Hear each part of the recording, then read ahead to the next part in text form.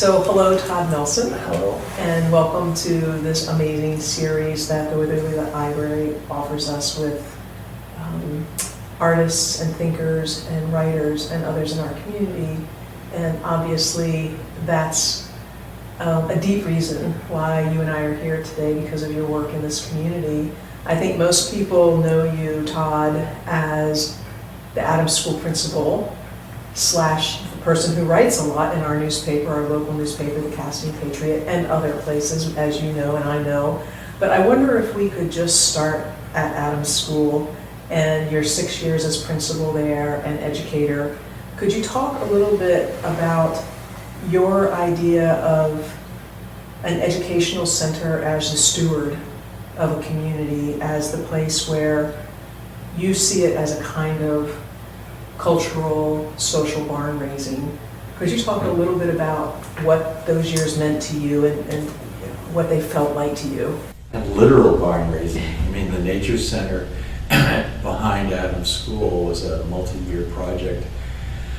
Harvesting wood from our land off Neck and Castine, turning it into a timber frame cabin, raising it with the parents of the school and community members. It's probably the last structure that will be standing in Castine. It's so overbuilt and strong. Ted Lemire did the timber frame design. I once thought of being principal in Castine as being like the mayor for kids in town. And it gave me a chance to play, to create voices for kids, models for kids, activities for kids with spontaneity, some solemnity, purpose, very product oriented. We made a lot of things that were physical structures and experiences. And I really relished that. I did not know that when I took the job it would turn into that. But little by little I saw the potential for it and went with the flow. The community was tremendously supportive of everything from the timber frame cabin to 2 trips to France and welcoming French people here who came from the historical region in France that our Baron came from. The skating rink out back that the volunteer fire department liked to fill with water on a cold January night. That was pretty fun. But I thought there was a lot of great teaching going on. I'm not talking about my own. I thought championing what the wonderful teachers of the school were doing was my prime job, and keeping school safe, thriving, surprising.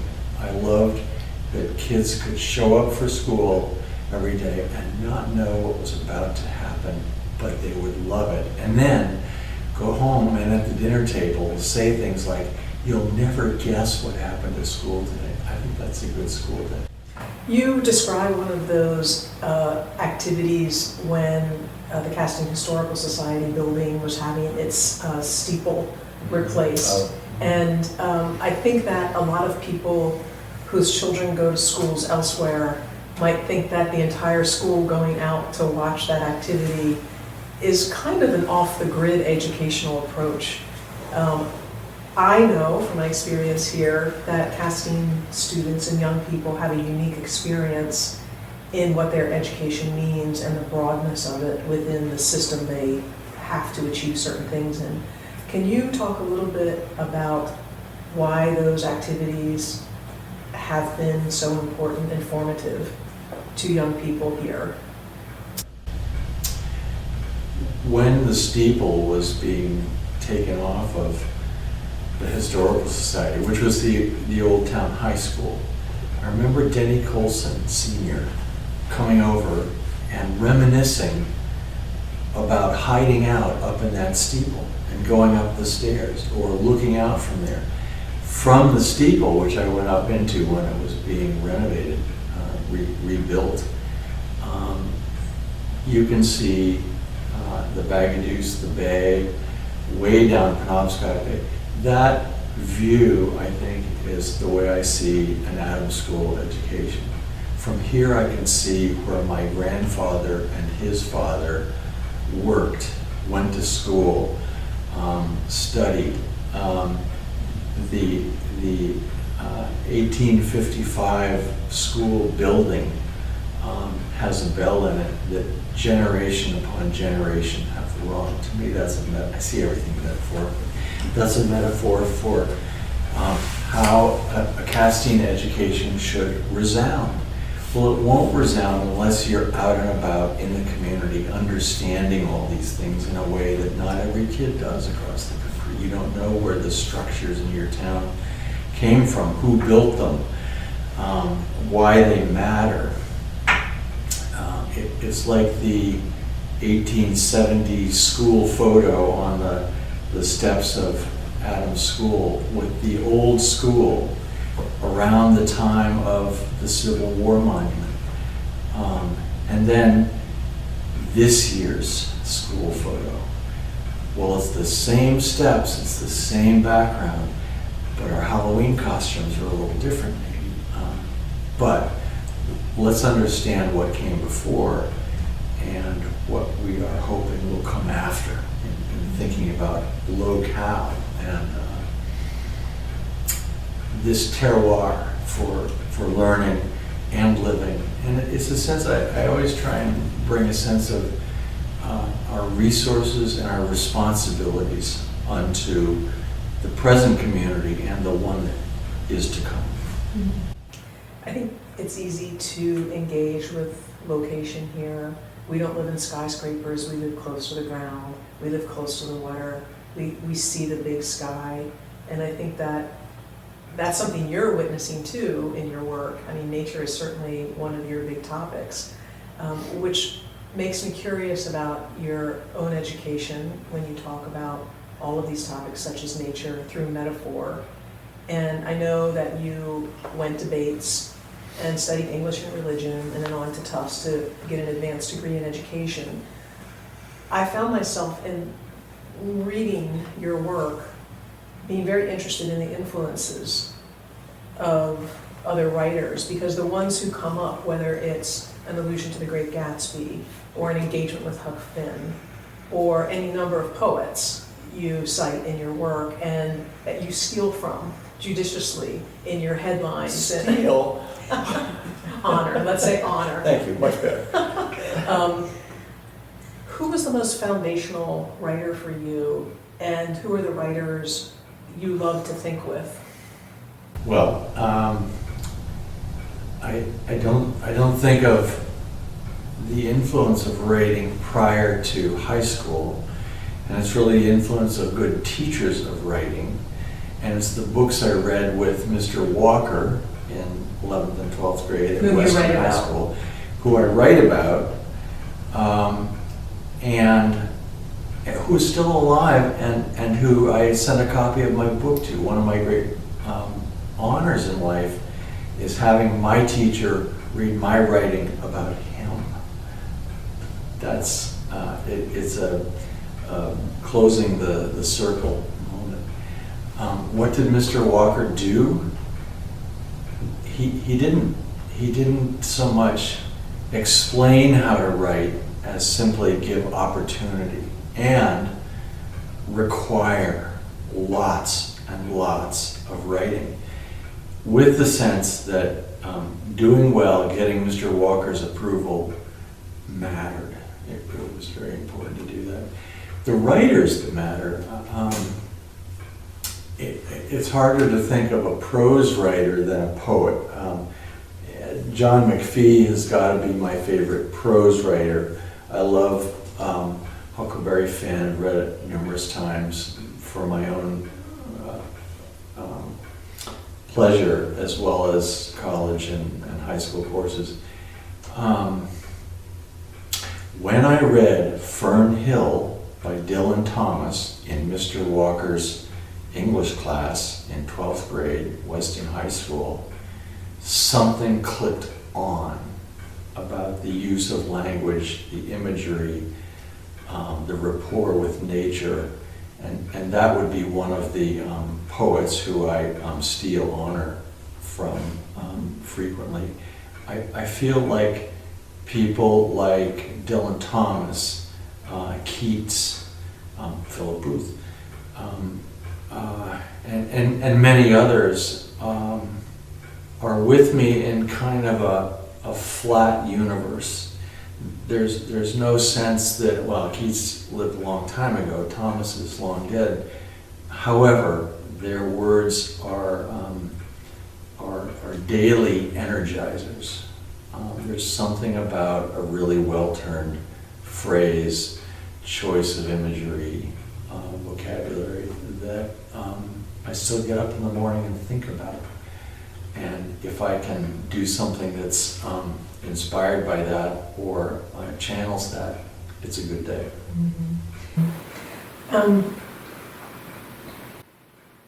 I wonder if we could go back one step earlier. I know you grew up in a house of journalism. And I also, that was an experience in my family as well, not for me, but for my daughter, who would introduce me and say, "This is my mother, she will now interview you." You know, so I know what that environment is like. Yeah. Could you talk about the influence of that nonfiction world clicking in the background through typewriters, being urgent in the way that journalism is urgent, but also how provocative it is to be around people who are writing the history that's being made, as your father, who was a journalist, was? Long before I knew that Dad was a journalist, that Mom was a columnist, that Mom wrote poems, the sonic background of the Nelson house was typing. It was simply typing. Why were the grown-ups always typing? And they each had a big old Royal manual typewriter. And that sound just permeates my memory of several houses. And I've written about the influence of that sound. I went to summer school after 7th grade to learn to type.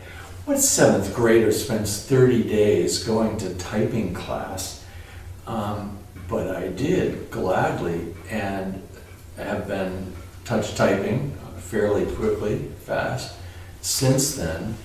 And I remember going to 8th grade and writing an essay for Miss Carmine's social studies class, and I remember telling my mom, for this one I'm going to try my Eric Severide introduction. What 8th grader talks like that? So that's a little bit of a journalistic influence.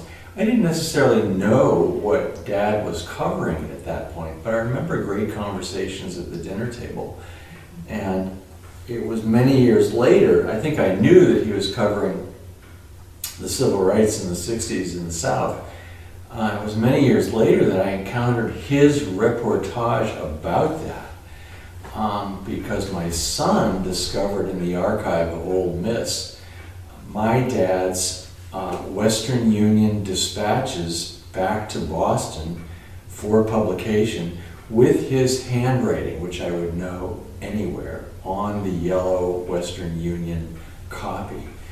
And I can detect in that handwriting what he was working on, not just the reportage and getting the who, what, where, when, but a modicum of emotional response to the great events of American history at the time. To step back a little bit, it was clear, above and beyond the typing, that words matter tremendously. Nothing is more important than saying it carefully and clearly with just the right word. And the struggle for expression, the pleasure of struggling for the expression. It's like Philip Booth's line, saying it, the joy of trying to say the joy.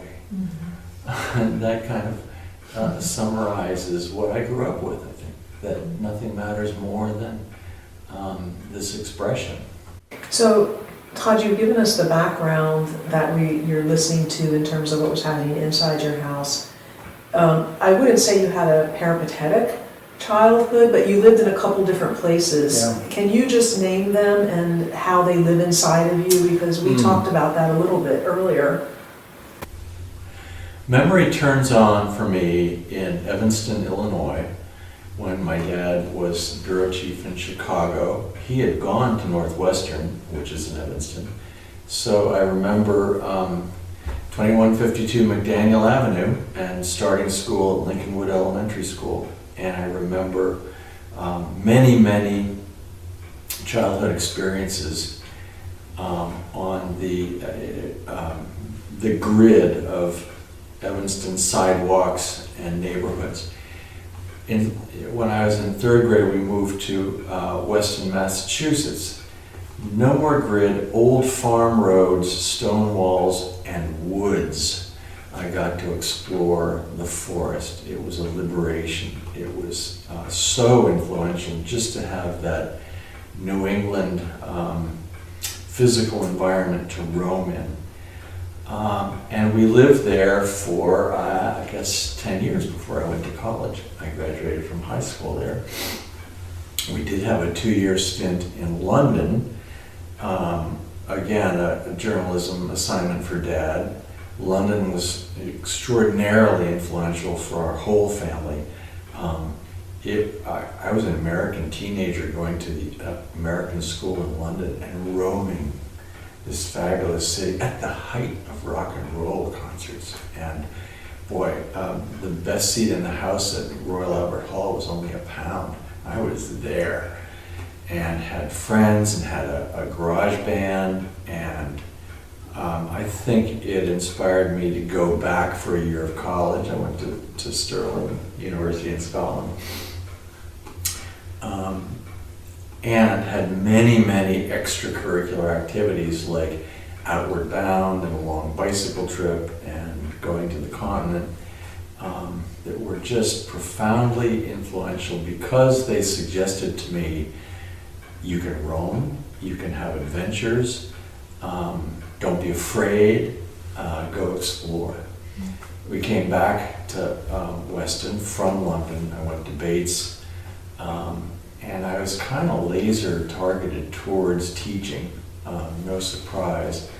And that became my career. It was the only thing I ever wanted to do. Well, journalism and teaching have a lot in common. I always think of journalism as a form of teaching. I did the opposite. I was headed toward being an educator and chose journalism because I felt like I could reach more people in a way. That's true. So I've always felt that they have something to say to each other. I think you're right. Yeah. Your themes are pretty far-ranging. When you say, you embrace this, adventure and exploration way of being, you do that in your themes, nature, small-town life, history, ancestry, culture, art, science, the quotidian. In fact, I would say a celebration of the quotidian. I love that word. Yeah. Well, you are a word person for sure. One can learn about words from you in your writing. I guess if I were to say to you, Todd, I'm going to put a limit on this. I want you to tell me, what is your writing about in one word? What would you say? Can you do that? Awareness. Oh, I'm so glad you said that. Because I think the difference between a writer and a non-writer is the action between, that you have the awareness and then you act on it. Mm-hmm. So that is a pretty important question for me to ask you. How do you go from awareness to action as a writer? How do you say, I see the bear is engaging me, the owl is engaging me, the student is engaging me, now I see a story? Well, I have this ridiculous compulsion to go looking for things to say. So I think that's the journalism that I inherited. That one must not only see it, but say you see it. That's Dad. I think it's Mom in a different way in terms of poetry and columns. So if you can see it, I need to say so. And I think that's what's between the awareness and the action. Oftentimes, as I'm walking down the road or somewhere, the first line just drops in, and then I need to go and follow. So it's like taking the line for a walk. I think op-ed for me works a little differently. I'll reach a boiling point where I've simply got to say something because this is wrong, this shouldn't be, I have an insight I'd like to share, I'd like to influence.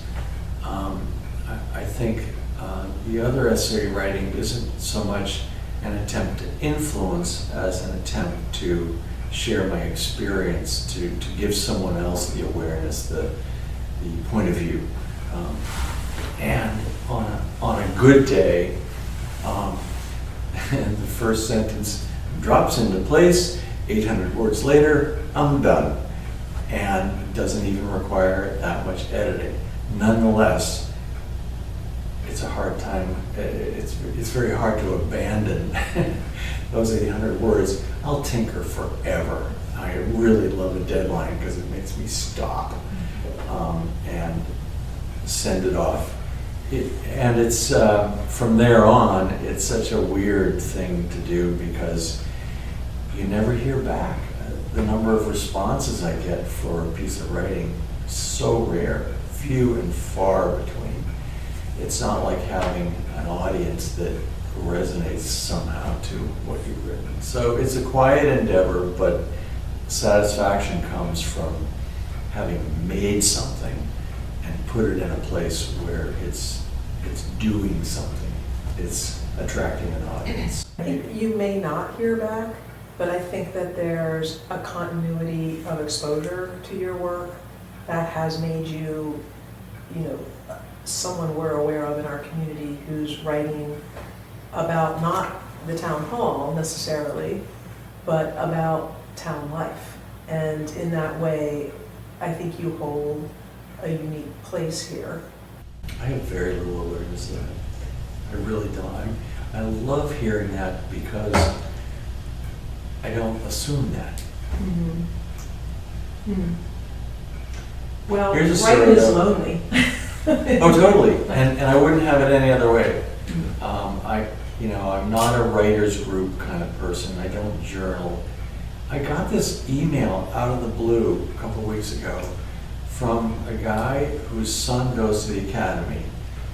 He's a history teacher in Wisconsin. He owns both of my books because of the bookstore in town. He asked for my email address.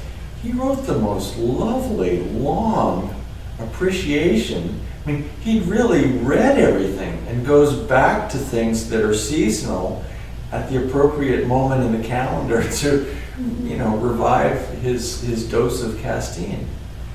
That made my whole year.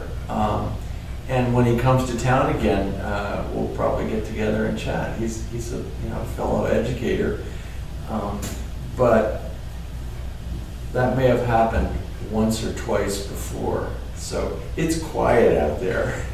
Yes, but Todd, history will prove something about your writing.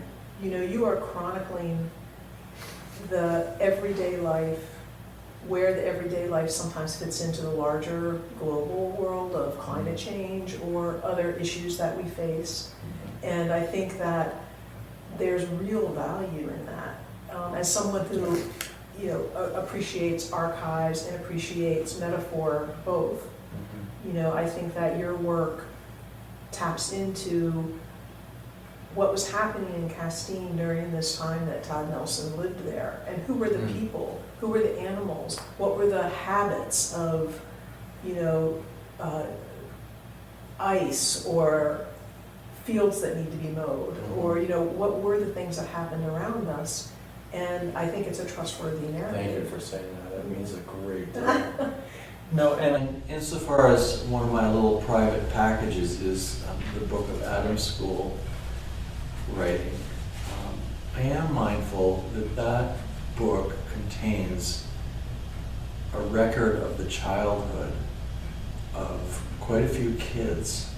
So I did put a copy of that in the Historical Society and other books, because I have a sense that because I name the names and the experiences, maybe at some point somebody will discover that and say, Well, I think once something cool happened. Yo-Yo Ma, the great cellist, talks about the Silk Road and the borders between all of these stops along the way that separate people and the great activity that happens right on that border. You also talk about the betweenness in a slightly different way. For you, it's a quieter space, and you talk about, between the notes, don't rush the space, pivot points, even between bears. Like, you're still waiting for the fourth bear to damn show up, and so. He came this. Okay. Not waiting anymore. That's that ambiguity, that's that space of ambiguity, that interstitial human, deeply human moment. Yeah. And you've written a whole book of poetry that embraces that. What's happening with that? What interests you? Because it's not just this book. I could point out in places in several of your books, and you have written many books, where you're exploring this little space between this, and you're in here. So what is that about, do you think? Are you even aware of that? Not till you mentioned it. No, I've had another friend of mine says, everything you write has an arc. You begin here and end here. And I hadn't been aware of that until she said so. And then I realized that there is something to that.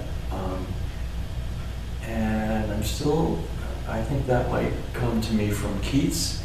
I think it might come from other poets and poems, that in the course of the poem or a Todd Nelson essay, a moment of awareness starts here, but that's not the conclusion. And through the permutation of numerous thoughts about that, you come to an understanding that deposits you here. You're talking about something different, and It's not about the writing, though. It's a thematic interest. yeah, I'm trying to figure that out. Maybe it's an English major's quantum entanglement with language. No, it's more than that. I think that may be a parental inheritance also, that you can always think more, or we're never done. There's more to think. There's more to open. I think it's a kind of metaphysical adhesion.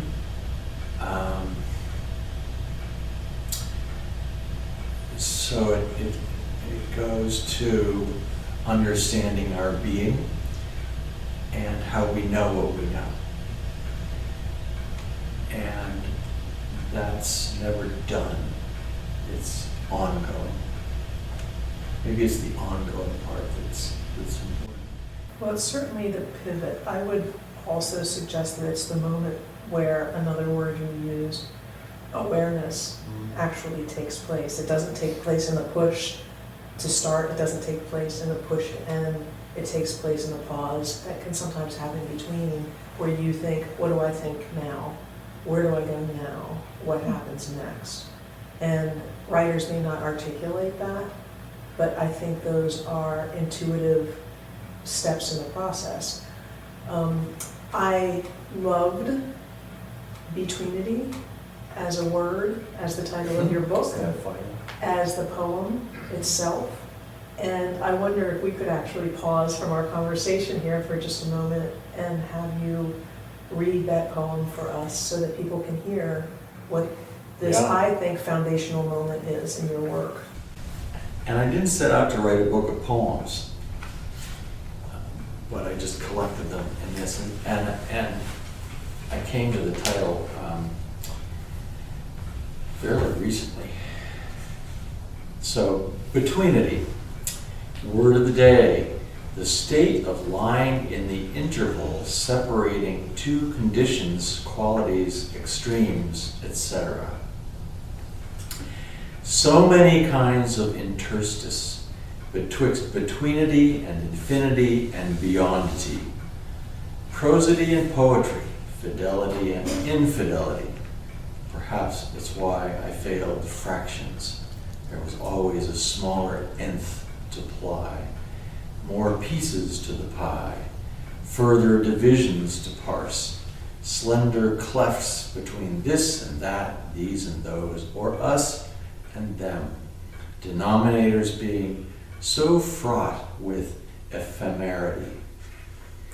Just now I consider midwinter spring is its own season, sempiternal though sodden towards sundown, suspended in time between pole and tropic.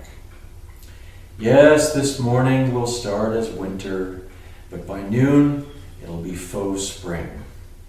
Can there be a betweenity in the gradients of light or latitude between my Anglo-Saxon forebears and the chromed Latinate customs of interstices? I prefer a zone as where Larkin lived, between the end of the Chatterley Band and the Beatles' first LP. We call the song betweenity a bridge, but each note has a betweenity called silence, the weight inseparable from the note, non-sound crucial to sound. Betweenity is the zone spanning awakened bear and the first bird feeder's sack, the last exhalation of stale slumber and the first breath of fresh air. Two conditions requiring their inverse just to be. I suppose even zero can be divided. There being no possibility of nothing while I'm thinking about it here where nothing is but what is not. This is where we would insert an applause track. Thank you so much for reading that. In my experience, there's nothing like hearing a writer read his or her work in their own voice. I have to tell you that this also reminded me a little bit of another casting writer, Philip Booth. And I'd like to kind of end on this note. You invoke his book of poetry, trying to say it. And I remember asking Philip, after struggling with the poetry, what is it? What is it, Philip? And we went back and forth on that. And I was also struck by you saying that poets taught you everything you need to know about math. Philip talks about that too. I want to just read you something that Philip said to me and see where it fits in. He said, the word "it" in that title is the crux of what I'm talking about in terms of what a poem can be. A poet is like a composer or a mathematician. Each of these people are always on call to themselves. When doctors are away for a weekend, somebody else handles the calls for them. But with a musician, he gets in his head, and from then on, he's in trouble, and exactly the kind of trouble he wants to be in. So my question for you, Todd, as a final question is, what is it? William Stafford, another poet, used to talk about getting up at 4 a.m. to write. And the beginning of his writing was being awake at 4 a.m. and then just being open for what comes. And you can't prescribe it, you can't say what will come. I think this goes back to the metaphysics for me. It's not so much about ego as about maybe the listening, the arrival of something unseen, unthought before, unfelt, that deserves expression. There are a lot of William Stafford poems in my writing also. And I think I would connect that with teaching. I may set out the syllabus. I may decide what we're going to read. The what is the it also. What are we going to read this year in Mr. Nelson's English class? That's great. I'll determine a certain menu. I can't determine what you all will taste from that menu, or what we will discover together in the examination of it. So it exists in a sharing. For me, the Philip Booth poem is the saying it. The learning to say the joy of saying the joy. And it folds back on itself. That's the end of that poem by Philip. It's a pleasure just to be able to try and say it. And maybe that's enough. In the attempt, we will arrive at something beautiful, something stark, moving, horrendous, but we must try to say it. And the it is it's a moving target. It's always changing. I don't know if I have a better answer than that. That's a great answer, Todd Nelson. Thank you so much for your writing, your insights, and your time today sharing these wonderful thoughts with I have us. learned so much from your questions. I got to rethink a few things. Well, you're very kind. Thank you.